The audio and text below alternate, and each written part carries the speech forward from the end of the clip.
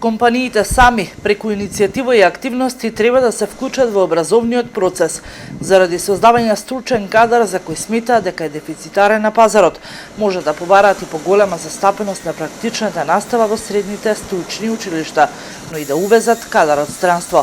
Ова се дел од насоките и размислувањата на бизнис заедницата, за кој вчера се разговараше на панел дискусија за недостигот стручен кадар на пазарот на трудот.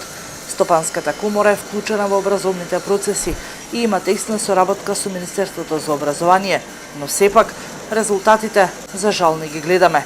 Јас лично сметам дека треба пазарно да ги гледаме на ова прашање и да го решаваме недостигот од стручен кадар ние самите.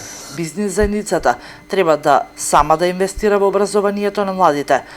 Во еден разговор со бизнисмените од Словенија видовме дека кај нив носител на товарот за образование на кадрите е самиот работодавач, а таа одговорност треба да ја превземат и работодавците во земјава, вели Бранко Азевски, председател на Стопанска комора на Македонија.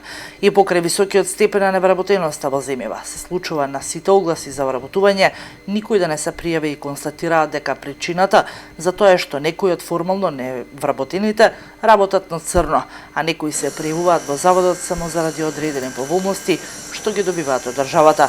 Представниците на Стопанска комора, меѓу другото, прашаа дали е можно во блиска иднина проблемот со недостиг на стручен кадар да стане уште поизразен отколку што е и сега. Исто така истакнаа дека е неопходно да се зголеми практичната настава во образованието и таа да се применува, но и да се подобри дуалното образование.